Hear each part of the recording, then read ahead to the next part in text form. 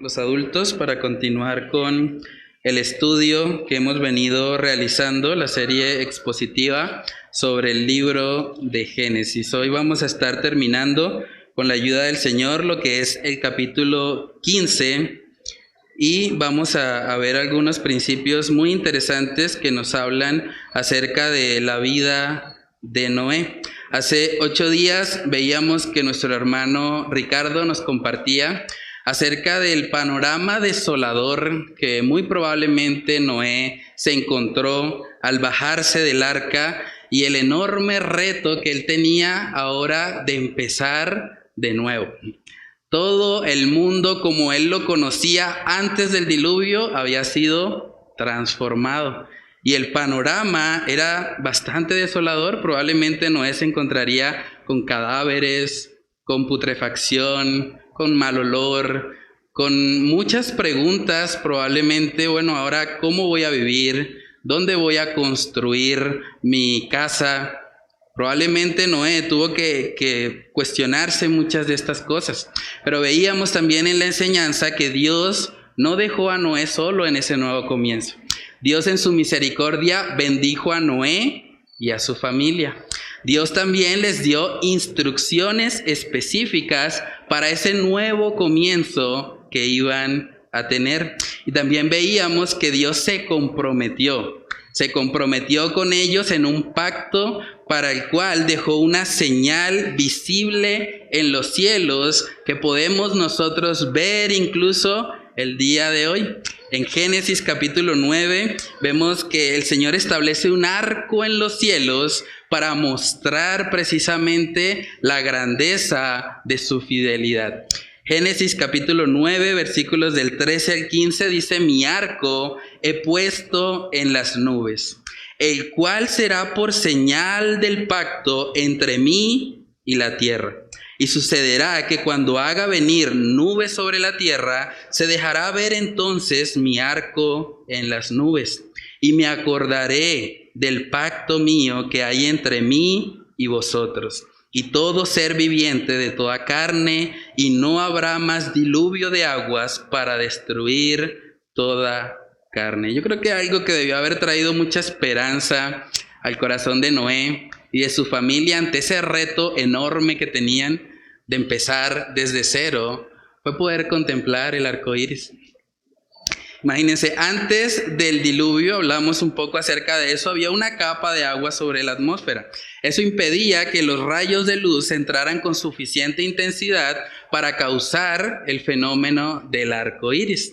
Ahora, ellos probablemente iban a ver esto como algo extraordinario.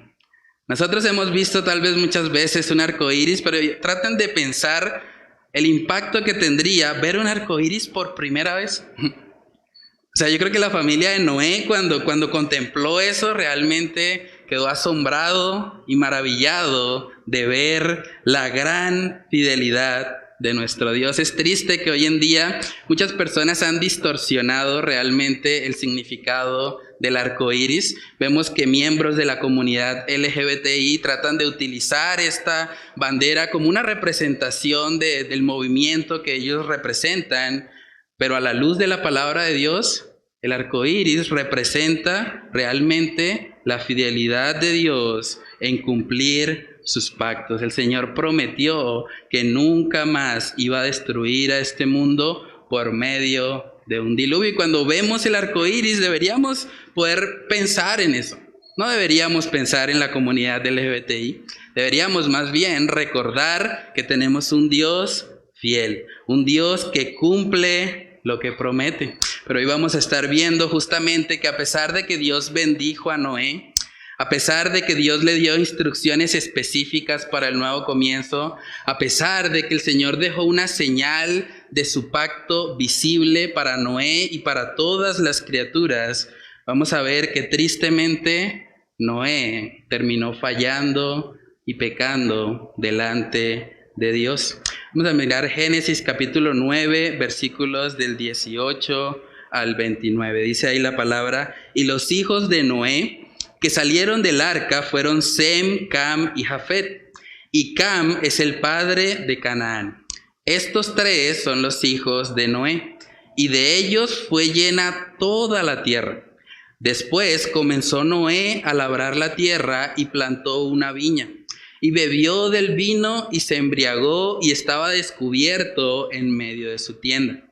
Y Cam, padre de Canaán, vio la desnudez de su padre y lo dijo a sus 2 hermanos que estaban afuera. Entonces Sem y Jafet tomaron la ropa y la pusieron sobre sus propios hombros y andando hacia atrás cubrieron la desnudez de su padre, teniendo vueltos sus rostros, y así no vieron la desnudez de su padre. Y despertó Noé de su embriaguez y supo lo que le había hecho su hijo más joven. Y dijo: maldito sea Canaán, siervo de siervos será a sus hermanos. Dijo más, bendito por Jehová mi Dios sea Sem y sea Canaán su siervo. Engrandezca Dios a Jafet y habite en las tierras de Sem y sea Canaán su siervo. Y vivió Noé después del diluvio 350 años. Y fueron todos los días de Noé 950 años y murió. Vamos a orar para pedir la dirección del Señor. Padre, queremos que seas tú, Señor, por medio de tu Espíritu Santo, ayudándonos a poder contemplar este pasaje, a poder meditar, Señor, en esta luz que tú nos has regalado para nuestras vidas. Ayúdanos a ver, Señor, cómo podemos aplicar esta palabra a nuestras vidas, que tu Espíritu Santo sea redarguyéndonos, transformándonos y permitiéndonos, Señor, vivir en obediencia aquello que tú has establecido, Señor, para el bien de nuestras almas, Padre. Oramos para que tú te glorifiques. Ayúdanos a aprender de esta historia de Noé. Ayúdanos a darnos cuenta, Señor, del peligro que todos de una u otra manera corremos, Señor, por nuestra naturaleza pecaminosa, pero que al mismo tiempo, Señor, podemos encontrar en ti la gracia y el poder para vivir una vida que te agrade, Señor. Oramos para que seas tú glorificado por medio de la exposición de tu palabra. Te lo pedimos, Señor, en el nombre de Cristo Jesús. Amén y amén. Bueno, hermanos, tratemos de pensar por un momento lo que significaría para Noé este nuevo comienzo. Yo creo que muy probablemente los nietos de Noé, la siguiente generación de la que se llenó toda la tierra, hubiesen considerado a Noé como un héroe. Hubiesen pensado: Noé es una persona de admirar. Qué hombre, qué fe tan grande, nunca había llovido y este hombre construye el arca, llega el diluvio, sobrevive junto con su familia. Yo creo que todos probablemente iban a admirar a Noé, lo iban a tener en muy alta estima. Pero aquí podemos ver, hermanos, que tristemente Noé, a pesar de haber logrado esa victoria espiritual, terminó cayendo también en pecado.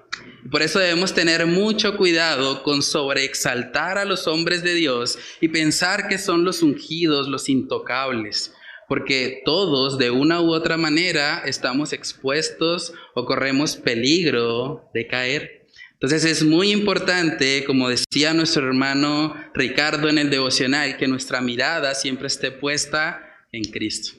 Por encima de los grandes hombres de Dios, por encima de aquellos que han hecho cosas asombrosas para el Señor, nuestra mirada siempre debe permanecer en Cristo Jesús. Y ahí lo que podemos ver en la primera parte de Génesis 9:18 es que el pecado de Noé fue puntualmente la embriaguez. Ese es el primer punto en esta mañana. Vamos a hablar del pecado de la embriaguez. Génesis capítulo 9, verso 18 dice: y los hijos de Noé que salieron del arca fueron Sem, Cam y Jafet, y Cam es el padre de Canaán.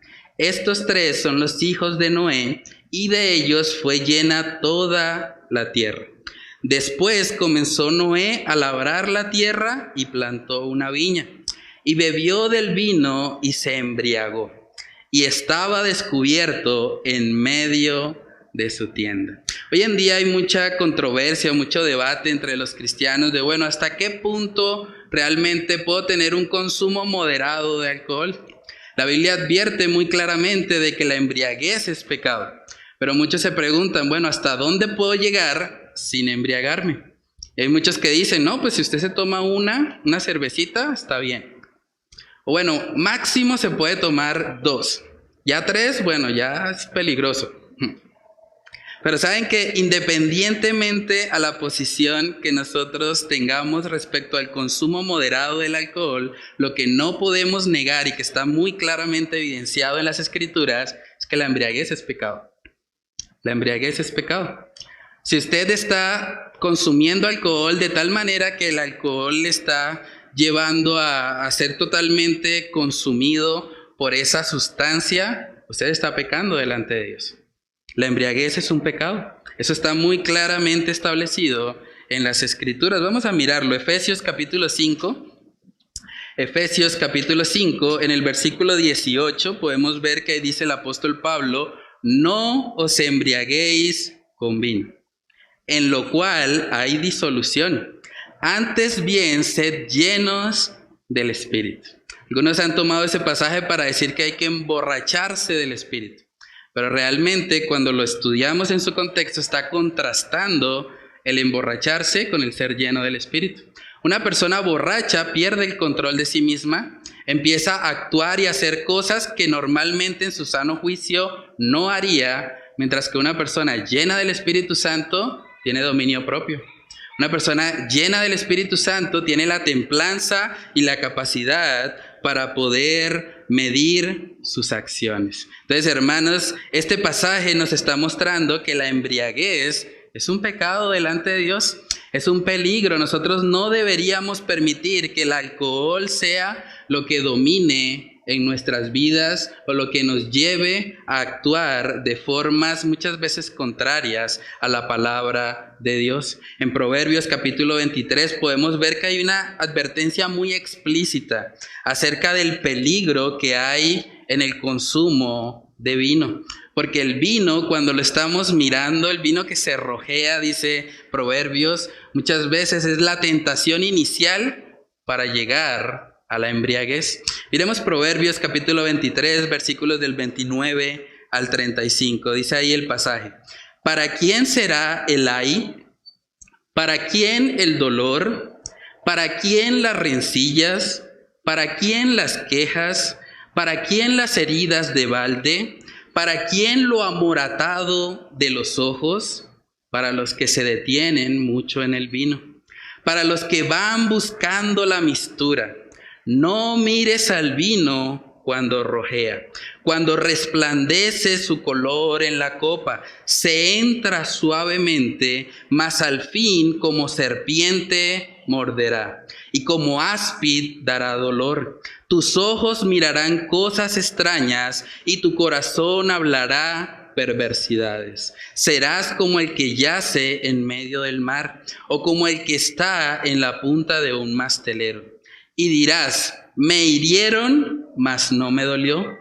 Me azotaron, mas no lo sentí. Cuando despertare, aún lo volveré a buscar. Cuando una persona se embriaga con el consumo del alcohol, generalmente al siguiente día sufre lo que se conoce como la resaca o el guayabo, ¿cierto? Y es el momento donde muchos dicen, no vuelvo a tomar. Qué cosa tan terrible, qué resaca tan grande, hasta aquí ya no lo vuelvo a hacer. Pero luego, cuando ven otra vez el vino que se rojea, cuando ven otra vez la oportunidad de hacerlo, vuelven y como dice el proverbio, vuelven nuevamente a ser ellos mismos heridos por causa de su mala conducta. Hermanos, cuando nosotros estudiamos todo este tema del consumo del alcohol, tenemos que ser conscientes, uno de los problemas más grandes que tenemos a nivel mundial es el consumo excesivo del alcohol. ¿Sabían que según la Organización Mundial de la Salud, la violencia relacionada con el consumo excesivo del alcohol causa anualmente la muerte de 2.5 millones de personas? 2.5 millones de personas. Eso es prácticamente la población de todo el departamento de Santander. Cada año, esa población equivalente al departamento de Santander está desapareciendo, está muriendo por causa de la violencia que viene como consecuencia de un consumo excesivo de alcohol. A nivel mundial también se estima que cerca del 50% de los casos de agresiones sexuales y violaciones ocurren cuando el violador está bajo el efecto del alcohol.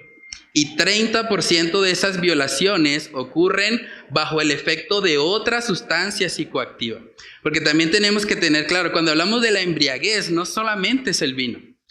Si usted está de alguna manera perdiendo su sentido, su ser, por causa de cualquier sustancia alucinógena, sea marihuana, cocaína, cualquier cosa que esté ayudándole a perder el control de usted mismo, eso también es un tipo de embriaguez.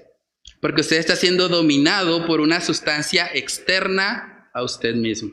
Y hay que tener mucho cuidado. Saben que en países como España, el consumo excesivo de alcohol representa la tercera causa de muerte en el país. Está relacionado con problemas de salud mental crónicos, depresión severa, suicidios y accidentes. Es un problema bastante serio. Aquí en Colombia, el 50% de los casos de violencia intrafamiliar en Colombia suceden como consecuencia del consumo de alcohol. Es un peligro bastante serio. Y eso sin mencionar todo el problema económico y financiero que muchas familias tienen por causa de que alguno de los miembros es adicto al consumo de alcohol. Entonces, a la luz de esta realidad, deberíamos preguntarnos nosotros como creyentes si realmente es conveniente un consumo moderado de alcohol. Yo no le puedo decir que es un pecado consumir alcohol moderadamente, la Biblia no dice eso. Pero yo sí le puedo animar a que usted analice y medite en qué tanto le conviene a usted consumir alcohol. ¿Qué tan conveniente es para su vida? A la luz de todas estas estadísticas, a la luz de la demanda que se produce por el hecho de que estamos consumiendo esta sustancia, ¿realmente es conveniente, es bueno, es sabio, es válido que nosotros consumamos alcohol? Primera de Corintios capítulo 10 podemos ver un principio también muy importante para todas esas áreas donde tal vez el Señor no tiene un mandato específico para nosotros. Vemos que el Señor nos da libertad, pero nos dice que examinemos qué tanto nos conviene. Primera de Corintios capítulo 10, versículo 23 dice: todo me es lícito, pero no todo conviene. Todo me es lícito, pero no todo edifica. En esas áreas donde no tenemos un mandato específico, debemos examinar qué tanto conviene esta práctica, qué testimonio le estoy dando yo a las personas que me observan en un consumo moderado de alcohol. O voy a ser piedra de tropiezo de pronto para algunas personas que luchan con esa adicción. Debemos preguntarnos todas estas cosas. No solamente se trata de si algo es pecado o no. Se trata de poder glorificar al Señor con cada cosa que hacemos.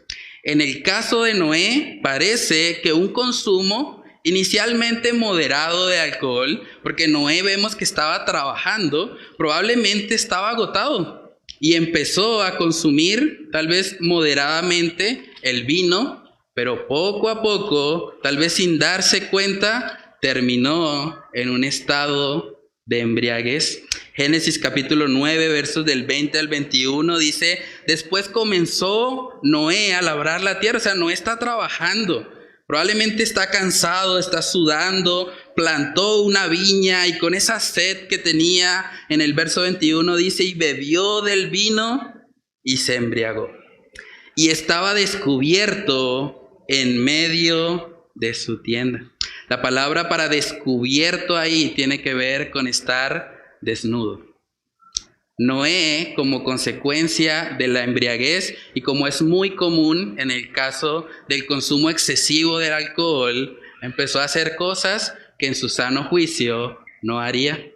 Noé se desnudó como consecuencia también de su embriaguez. Y uno podría preguntarse, pero bueno, Noé, el hombre que fue usado por Dios para preservar la humanidad, el pregonero de justicia, el que creyó que llovería sin haber visto nunca una gota de lluvia, ¿cómo termina así? ¿Cómo termina un hombre de estos desnudo, borracho? Es increíble, ¿no? Hasta dónde el consumo del alcohol puede llevar a una persona. Un hombre de Dios, un hombre que había sido usado por él, un hombre que vemos en la lista de los héroes de la fe en Hebreos capítulo 11, de esos hombres que por la fe hicieron grandes cosas para Dios.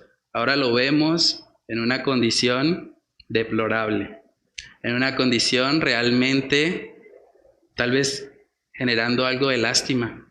Imagínense un borracho tirado, desnudo. A ese punto llegó Noé. Saben que cuando vemos eso, hermanos, deberíamos nosotros temblar. Deberíamos nosotros reconocer el peligro que muchas veces hay en nuestras vidas cristianas. Porque a veces cuando nos creemos fuertes, cuando venimos tal vez de una victoria espiritual, venimos tal vez de lograr algo que nos llena tal vez de orgullo y pensamos qué glorioso cómo el Señor me usó, cómo el Señor permitió que yo alcanzara esta meta que tenía en mi vida. A veces en esos momentos donde nos creemos fuertes es cuando puede llegar a nuestras vidas la debilidad y cuando podemos terminar cayendo en el pecado.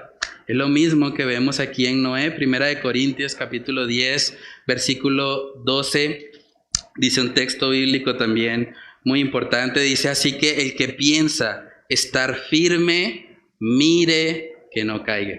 El que piensa estar firme, mire que no caiga. A veces nosotros tendemos a pensar que entre más tiempo tenemos en la vida cristiana, como que vamos a ser más maduros espiritualmente.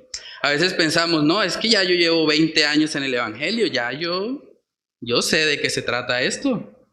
Imagínense, tanto tiempo, he servido en tantos ministerios, he practicado la fe en diferentes lugares. Yo soy un hombre que ya he historiado en la vida cristiana.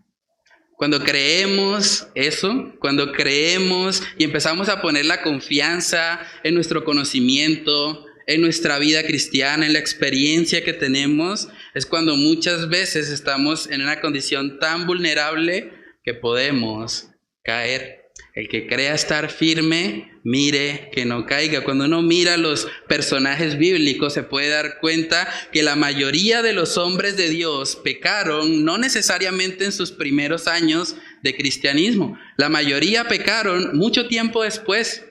¿Recuerdan a David? David en sus primeros años de cristiano venció a Goliat. Estaba asustado, estaba temblando, pero dijo, Señor, si tú vas conmigo, yo lo enfrento. Y se enfrentó a Goliat y gloria a Dios, lo venció en sus primeros años de cristiano. David era un hombre que caminaba con el Señor. Pero ¿qué pasó más adelante? Cuando David fue colocado ya como rey, cuando él ya tal vez se sentía algo más confiado, más seguro en sí mismo, tal vez pensando, bueno, ya yo soy el rey, que sí, los reyes tienen que ir a la guerra, pero no seamos tan exagerados, yo sé manejar esto, yo no tengo que ir, yo me quedo en la casa. Y en ese contexto vino la caída de David, mucho tiempo después de su conversión. Moisés también en sus primeros años de cristiano, qué hombre de Dios. Moisés, el que libertó al pueblo de Israel de la esclavitud de Egipto. El hombre que Dios usó para abrir el mar en dos. Y uno piensa, wow, qué hombre de Dios tan tremendo. ¿Y qué pasó mucho tiempo después? Cuando el pueblo empezó a murmurar en contra de Moisés, cuando él se empezó a sentir atacado por todos, Moisés termina golpeando una roca que Dios le había dicho que no la golpeara y por lo tanto se queda por fuera de la tierra prometido. Abraham, el padre de la fe judía, ese hombre que en sus primeros años Dios le dijo que saliera de su tierra y de su parentela, el hombre que estuvo dispuesto incluso a sacrificar a su propio hijo Isaac en obediencia al Señor, en sus primeros pasos, en sus primeros años de cristianismo, un hombre obediente. Pero ¿qué pasó después? Después, este hombre terminó mintiendo, buscando protegerse más a sí mismo y exponiendo en peligro a su esposa Sara.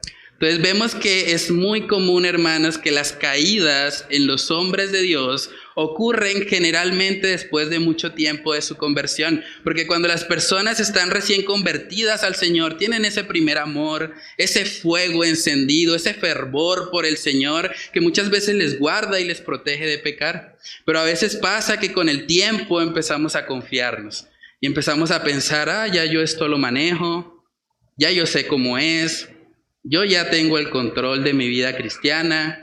Yo ya no necesito tanto orar. Yo me puedo levantar y pues vivir un día sin orar porque ya soy un cristiano con experiencia. Cuando esos pensamientos llegan a nuestra vida es cuando estamos corriendo más peligro. Noé, en sus primeros años de caminar con Dios, lo estudiamos hace un tiempo, fue obediente en todo. Todo lo que el Señor le dijo a Noé que hiciera, lo hizo, tal cual. Pero ¿qué pasó en sus postreros días? Probablemente empezó a confiarse, empezó a descuidar alguna disciplina espiritual de su vida y la consecuencia fue que terminó pecando. Así que, cristiano que me estás oyendo en esta mañana, déjame decirte, no descuides tu relación con Cristo. No descuides tu relación con Cristo. No hay nada que te pueda sostener siendo fiel al Señor que mantener una relación íntima y cercana con Él. Jesús es la vid, nosotros somos los pámpanos. Separados de Él, nada podemos hacer. No importa cuánto tiempo lleves en el Evangelio, no importa cuán confiado estés en tu experiencia, en los años que llevas sirviendo al Señor, debes recordar que solamente pegado a la vid verdadera vas a poder estar firme en la vida cristiana. Hermanos, tenemos que entender que la vida cristiana es una guerra. La vida cristiana es una guerra. Si usted no lo ha visto todavía así, es importante que empiece a desarrollar esa mentalidad. Estamos en guerra. Efesios capítulo 6 habla acerca de esa guerra espiritual que no tiene nada que ver con machacar al diablo, ni con sacar espíritus, ni hacer liberación. La guerra espiritual tiene que ver con que nosotros debemos vestirnos de la armadura de Dios. Miremos Efesios capítulo 6, versículos del 10 al 13, dice: por lo demás, hermanos míos, fortaleceos en el Señor y en el poder de su fuerza. Vestíos de toda la armadura de Dios, para que podáis estar firmes contra las acechanzas del diablo. Porque no tenemos lucha contra sangre y carne, sino contra principados, contra potestades, contra los gobernadores de las tinieblas de este siglo, contra huestes espirituales de maldad en las regiones celestes. Por tanto, tomad toda la armadura de Dios, para que podáis resistir en el día malo, y habiendo acabado todo, estar firmes. ¿En qué momento dice el pasaje que nosotros debemos enfrentar cara a cara a los principados, a las potestades? Nunca. Solo hay un mandato en todo el pasaje y es: fortaleceos en el Señor. Ese es el imperativo. Busquen al Señor, pónganse la armadura de Él, que el Señor se encarga de tratar con ese mundo espiritual al que nosotros, por ser carne, por ser débiles, no podemos enfrentar. Decía el pastor John Piper: mientras que no sepas que la vida cristiana es una guerra, no podrás saber la razón de la oración. La vida cristiana es una guerra, y en la medida en que usted descuida las disciplinas espirituales, está corriendo riesgo y puede, al igual que Noé, terminar cayendo en un pecado horrible delante de Dios. Desafortunadamente vemos que Noé pecó de embriaguez, y como usualmente sucede con ese pecado, eso llevó a que otras personas a su alrededor también pecaran. Generalmente cuando alguien está embriagado, él de alguna manera incentiva o impulsa a que los que estén a su alrededor también pequen. Y vamos a ver que en el caso de Noé, el pecado vino de parte de sus propios hijos. Vamos a ver como segundo punto en esta mañana el pecado de Cam y el contraste con sus hermanos. El pecado de Cam y el contraste con sus hermanos. Génesis capítulo 9 en el versículo 22 dice: y Cam, padre de Canaán, vio la desnudez de su padre y lo dijo a sus dos hermanos que estaban afuera. La palabra que aparece aquí en el idioma original cuando dice que él vio a su padre quiere decir verlo o observarlo con alegría. No es simplemente que él lo vio como un ejercicio de la vista y ya, sino que él lo vio y se alegró en eso. Parece que Cam empezó a hacer algo de burla interna respecto a su propio padre. Es probable que Cam empezara a pensar: miren, mi papá tanto que nos predicaba en el arca que había que obedecer a Dios en todo, y mírelo, borracho, desnudo. Probablemente Cam empezó a gozarse al ver el estado deplorable en el que se encontraba su papá. Al verlo borracho y desnudo, él pensó: voy a compartirle esto a mis hermanos. Y cuando dice que él fue a contarle a sus hermanos, la palabra también en el original fue a contarlo con alegría. Él se estaba gozando al ver a su papá en pecado. Probablemente Cam era un hijo rebelde. Era un hijo que no estaba muy de acuerdo con la disciplina que Noé le había establecido. Y por lo tanto, él vio esta oportunidad como una razón para gozarse. Ahí está mi papá humillado, en pecado, tanto que habló, tanto que predicó, y mírenlo cómo está pecando en contra de Dios. Pero vemos que la actitud de los hermanos, la actitud de Sem y de Jafet, es una actitud realmente digna de admirar. Génesis capítulo 9, verso 23 dice: entonces Sem y Jafet tomaron la ropa y la pusieron sobre sus propios hombros, y andando hacia atrás, cubrieron la desnudez de su padre, teniendo vueltos sus rostros, y así no vieron la desnudez de su padre. Sem y Jafet cortaron inmediatamente con la actitud de murmuración y de chisme que traía Cam. Cam pensaba tal vez: no, mis hermanos se van a gozar de esto. Mire cómo está mi papá, de humillado, de pecador. Vamos a burlarnos de él. Pero vemos que Sem y Jafet, con una actitud de respeto, con una actitud de honra a su padre, lo dignificaron. No quisieron ver la desnudez, caminaron de espaldas precisamente para evitar verlo, y procuraron ser íntegros y que su papá no fuese humillado. Hermanos, saben que es triste, pero hay personas que se gozan al ver el pecado de otros. Hay personas que cuando ven que alguien falla, inmediatamente piensan: ¿sí ve? Ahí está, tanto que hablaba, es que el más santo, y mírelo. Y como que llega a ser una actitud muchas veces de alegría para el que expresa esas palabras. Es que mírelo, ahí está, es que es un pecador, tanto que me decía a mí y él hace lo mismo. Como que llegamos muchas veces a gozarnos en el pecado de otro. Y saben que eso es una actitud que el Señor aborrece.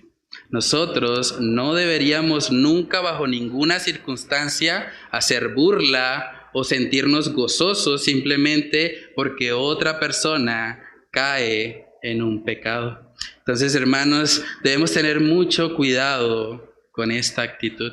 Vemos que Sem y Jafet fueron muy sabios, porque ellos cortaron inmediatamente el chisme.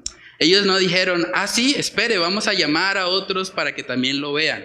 No. Inmediatamente se enteraron del pecado de su padre, dijeron: vamos a cubrirlo. Vamos a cubrirlo porque no queremos que nuestro padre sea objeto de humillación. Y debería ser la misma actitud que tenemos nosotros como creyentes. Cuando vemos que un hermano peca, en vez de ir y destruirlo, en vez de ir y hablar eso con toda la iglesia y contárselo a todo el mundo para que sepan lo malo y pecador que es ese hermano, deberíamos poder ir, hablar a solas con ese hermano y decirle: hermano, realmente necesitas ayuda. Hermano, te animo a que perseveres en tu caminar con el Señor. Hermano, estoy para ayudarte, estoy para cubrir tu desnudez, No voy a exponer públicamente lo que has hecho mal, más bien voy a motivarte y ayudarte a que puedas perseverar en tu caminar con Dios. Saben que en Proverbios capítulo 29 podemos ver que se utiliza la expresión escarnecedor. Y esa palabra es muy interesante porque en el idioma original un escarnecedor es una persona que se burla cruelmente de otra. Proverbios capítulo 29, versículo 8 dice ahí: los hombres escarnecedores ponen la ciudad en llamas, mas los sabios apartan la ira. Un hombre escarnecedor va diciéndole a todo el mundo el pecado de los otros.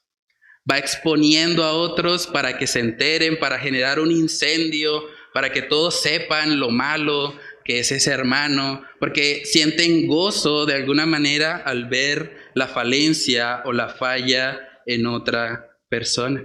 Pero hermanos, nosotros deberíamos examinarnos respecto a cómo estamos en esta área. Déjame preguntarte, a manera de reflexión, cuando llegan personas a tu vida y tal vez te cuentan sobre algún pecado, ¿qué haces tú con eso?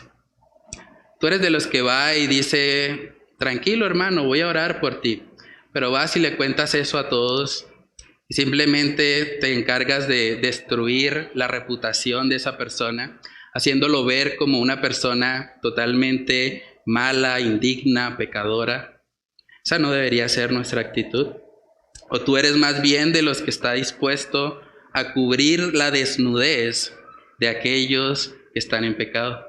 Tal vez a llamar a ese hermano a solas y hablar con él. Y decirle: hermano, creo que puedes mejorar en esto. Creo que puedes hacerlo de esta manera. Estoy contigo, estoy orando por ti. El Señor te puede ayudar. Hermanos, debemos tener mucho cuidado. Una actitud de chisme y de crítica llega a ser divisiva en las iglesias y llega a ser divisiva en nuestra vida cristiana.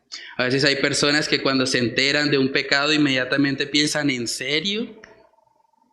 ¿Cómo así? No, el hermano fulanito pecó.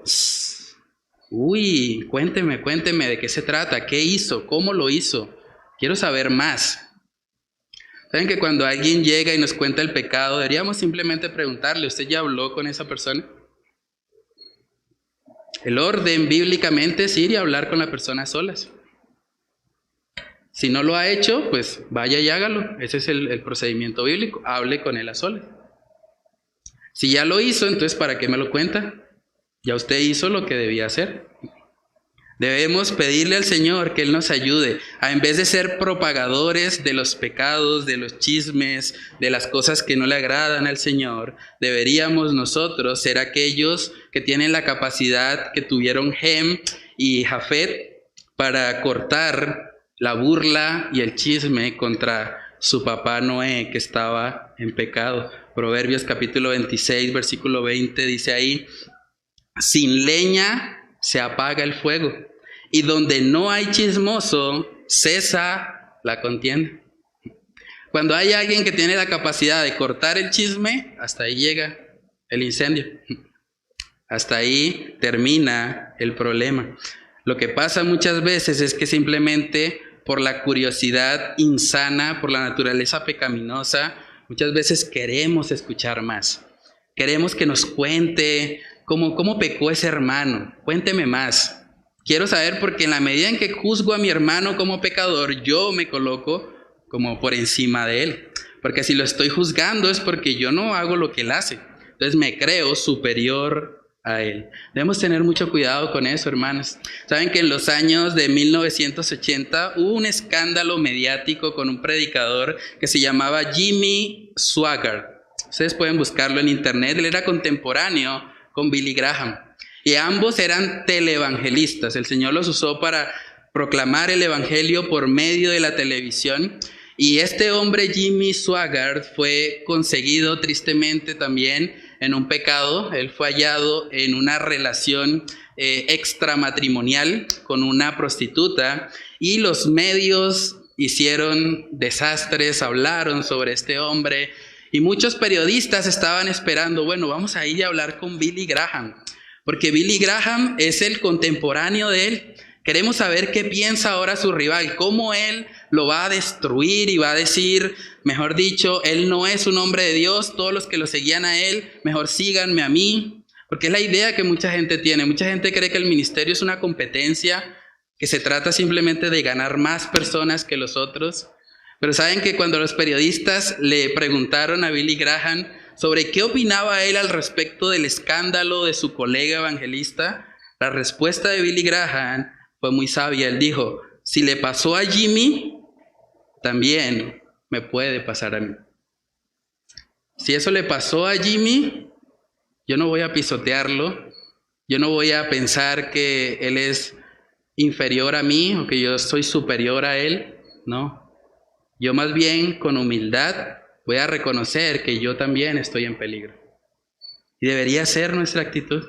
Cuando vemos que un hermano peca, no deberíamos ir a destruirlo. Deberíamos pensar, así como ese hermano está pecando, pudiese estar pecando yo. Y si no estoy pecando en estos momentos, es solo por la gracia de Dios. No es porque yo sea bueno, porque yo lo merezca, porque yo sea superior a Él. No, es solo por la gracia de Dios. Y cuando hacemos eso, cuando vemos al otro con esa compasión, con esa gracia, vamos a poder ayudarlo a levantarse. Gálatas capítulo 6, versículo 1 dice, hermanos, si alguno fuere sorprendido en alguna falta, vosotros que sois espirituales, restauradle con espíritu de mansedumbre. Y miren lo que dice después, considerándote a ti mismo, no sea que tú también seas tentado. Cuando vamos muchas veces con orgullo a destruir al hermano que ha pecado, creyéndonos superiores a él, muchas veces Dios permite que nosotros fallemos en aquello que estábamos condenando. Porque es la forma de humillarnos y mostrarnos que nosotros también necesitamos de la gracia de Dios. Para poder corregir a ese hermano deberíamos hacerlo con un espíritu de mansedumbre, con un espíritu que reconoce que nosotros también somos carne y que nosotros también podríamos fallar. Entonces déjame preguntarte, a manera de aplicación, ¿tú eres de los que expone la desnudez o el pecado de tus hermanos en la fe? ¿Tú eres de los que hace eso? ¿O te acercas primero en privado para exhortar con humildad, con espíritu de mansedumbre, como dice el pasaje? ¿Con qué personaje de esta historia tú te identificarías más? ¿Tú serías más como Cam, viendo el pecado de tu padre y alegrándote y yendo a contarle a otros? ¿O tú serías más como Sem y Jafet, cubriendo la desnudez de tu padre, tratando de evitar el escarnio público para él? Hermanos, debemos pedirle al Señor que Él nos ayude a ser como Sem y Jafet, a buscar siempre ayudar y cubrir a aquel que ha caído, porque todos estamos en riesgo de algún día caer. Lo siguiente que podemos ver ahí en el pasaje es que como consecuencia de este pecado llegó una maldición. La maldición fue producto del pecado y ese es el tercer punto que vamos a estar viendo en esta mañana. Génesis capítulo 9, versículos del 24 al 29, dice ahí, y despertó Noé de su embriaguez y supo lo que le había hecho su hijo más joven.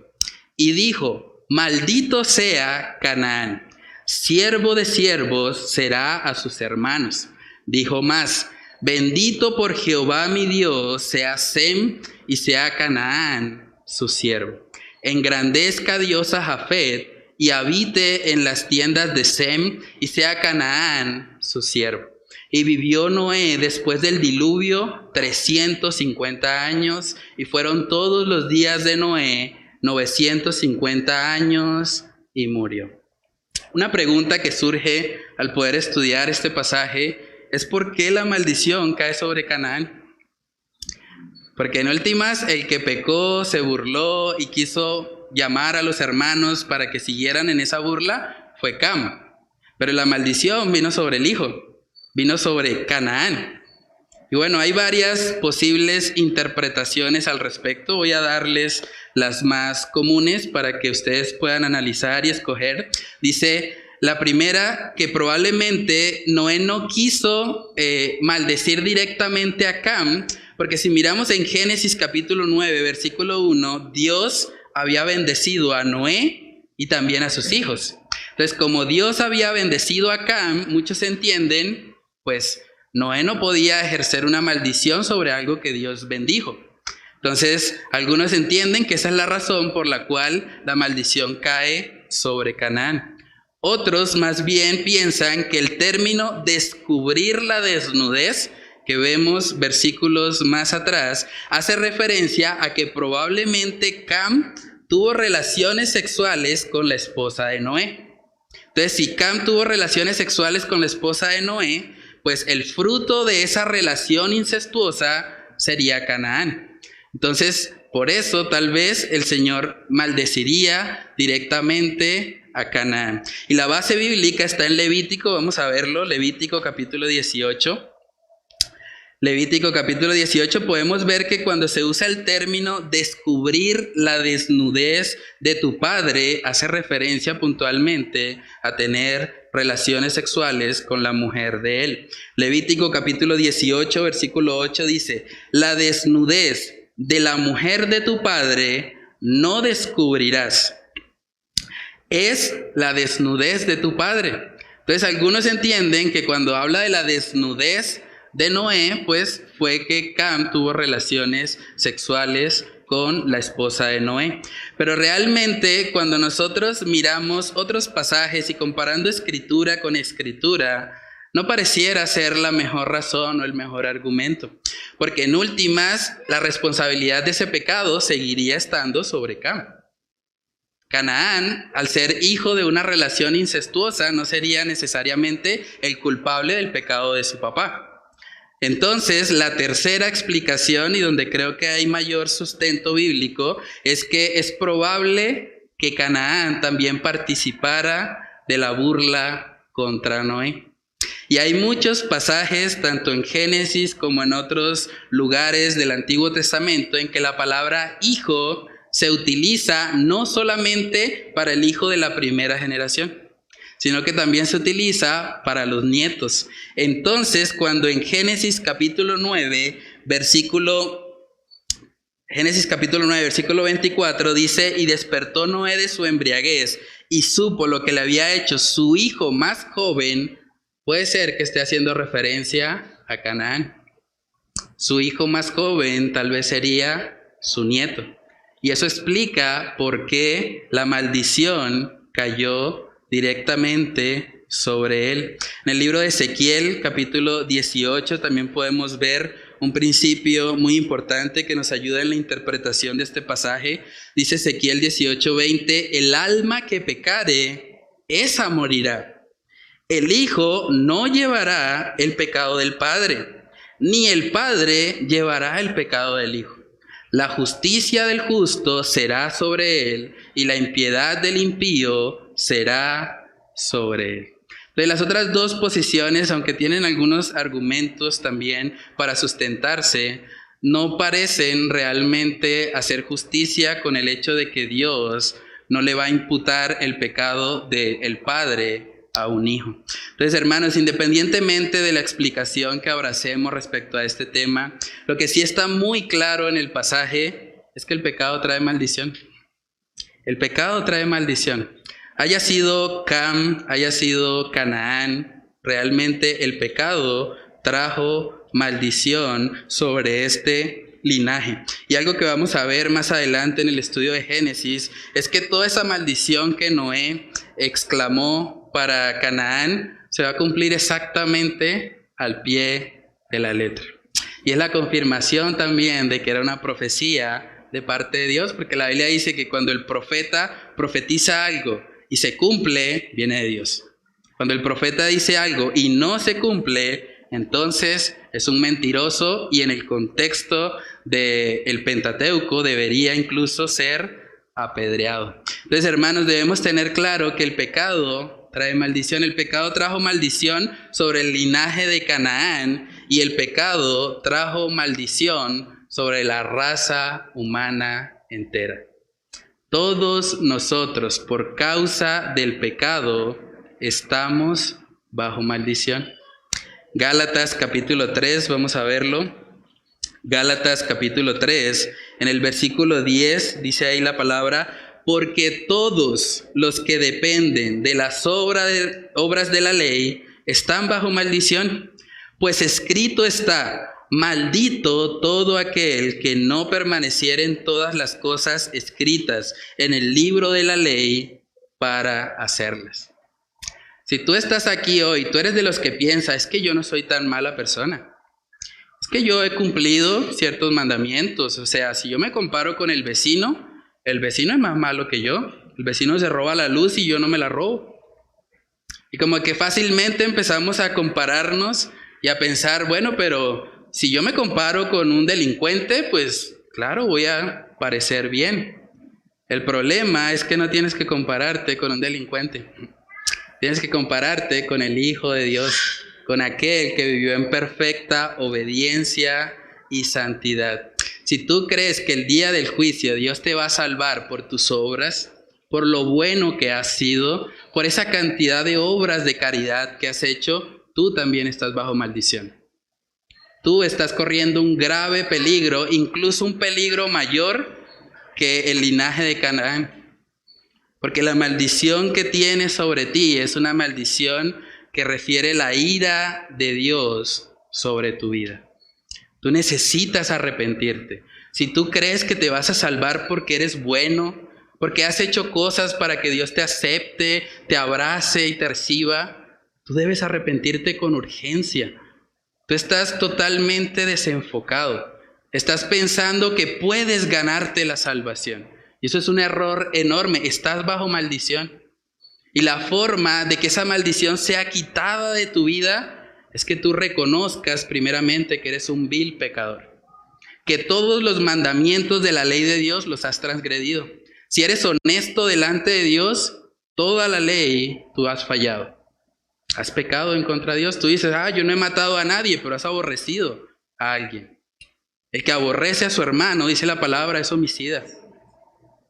Yo nunca le he sido infiel a mi esposa. El que mira a una mujer con codicia en su corazón, ya adulteró con ella. Delante de Dios eres un vil pecador. Y por eso la única esperanza que tienes es que Cristo Jesús sea tu Salvador. Es que Cristo reciba la maldición que tú mereces. Y eso fue lo que Cristo vino a hacer. Dice ahí mismo en Gálatas capítulo 3, versículo 13, Cristo nos redimió de la maldición de la ley, hecho por nosotros maldición, porque está escrito: maldito todo el que es colgado en un madero, para que en Cristo Jesús la bendición de Abraham alcanzase a los gentiles, a fin de que por la fe, es solo por la fe, hermanos, recibiésemos la promesa del Espíritu. La única forma en que esa maldición por causa del pecado puede ser quitada de tu vida es por la fe. Por eso el llamado del Evangelio y el mensaje de la palabra es: arrepiéntete y cree en Jesús. Es un llamado imperativo. Es algo que tú necesitas con urgencia para tu vida. No sabes si vas a vivir ni siquiera mañana. No sabes si saliendo de acá de la iglesia pasa un carro a toda velocidad y te quita la vida. No sabes eso. No sabes qué ha de pasar en la próxima hora. Pero hoy, en este momento que estás escuchando este mensaje, tienes la oportunidad de arrepentirte. Tienes la oportunidad de venir a Él. Y no vas a poder decir el día del juicio que no sabías. Porque lo has escuchado. Porque el Señor te está llamando hoy al arrepentimiento. Hermanos, Cam y Canaán probablemente se burlaron de Noé.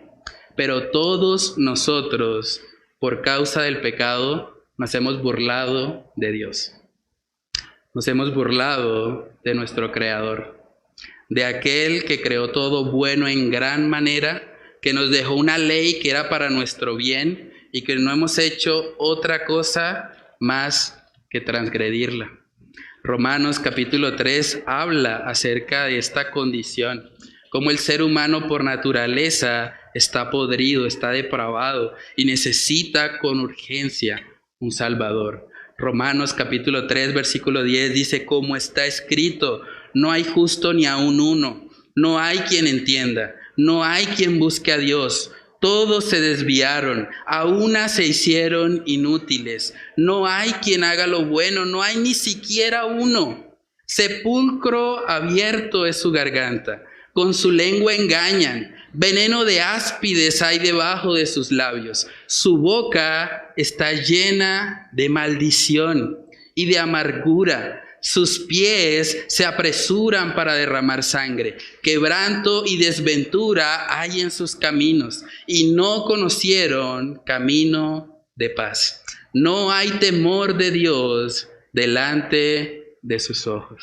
La realidad del ser humano, hermanos, es que todos estamos en una condición de pecado.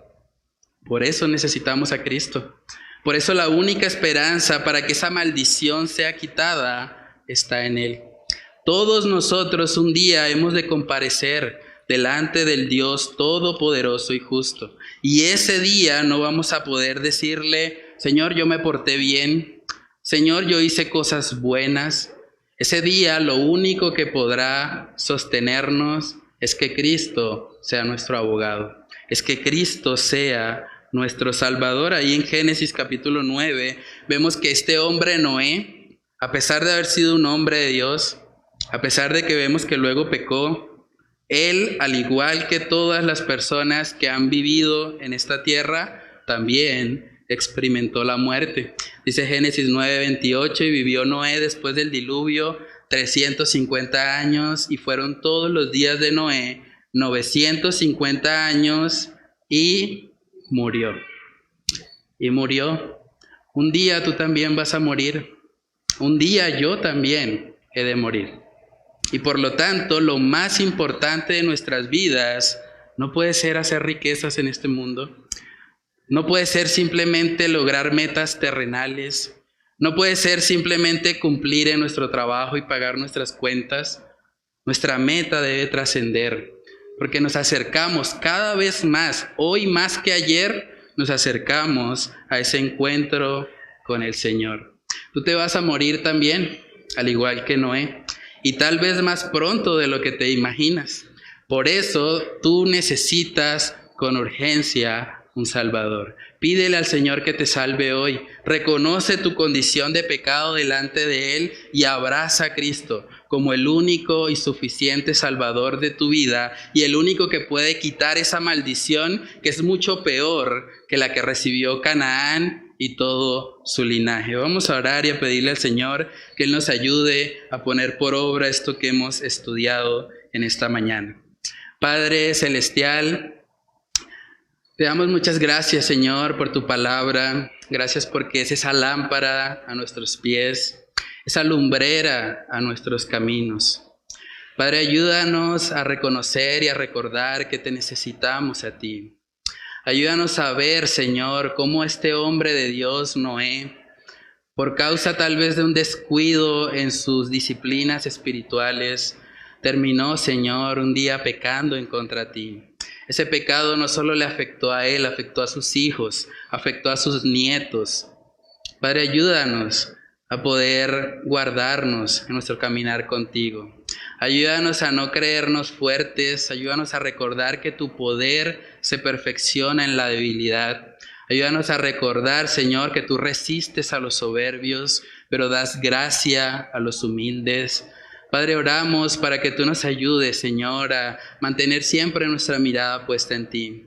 Ayúdanos a recordar que la maldición por causa del pecado estaba sobre nosotros y que solamente por gracia, solamente por la fe, solamente por esa obra consumada de Cristo en la cruz, hoy podemos tener esperanza de salvación. Padre, ayúdanos a vivir y abrazar con gozo el hecho, Señor, de que tú has muerto en nuestro lugar y que solamente a través de ti, Señor, podemos estar confiados para ese día en que nos veamos cara a cara contigo y podamos, Señor, reconocer que al que no conoció pecado por nosotros, fue hecho pecado, para que ahora nosotros seamos justicia de Dios en Él. Padre, oramos para que tú nos ayudes a comprender la gravedad del pecado, a ver la maldición tan grande que estaba sobre nosotros, pero también, Señor, que podamos contemplar la enorme magnitud del amor de Cristo, de ese amor que sobrepasa todo conocimiento y que llama a cada persona en todo lugar a que se arrepienta. Padre, que hoy sea el día de salvación para alguien, que seas tú permitiendo que este mensaje pueda transformar vidas y que tu palabra, Señor, sea usada para que el don de la fe pueda llegar a aquellos que no te conocen y que tú te glorifiques, Señor, por medio de la salvación y regeneración de las almas, Dios. Padre, oramos para que solo tú seas exaltado por medio de la aplicación de este mensaje que hemos estudiado. Te lo pedimos, Señor, en el nombre de Cristo Jesús. Amén y amén.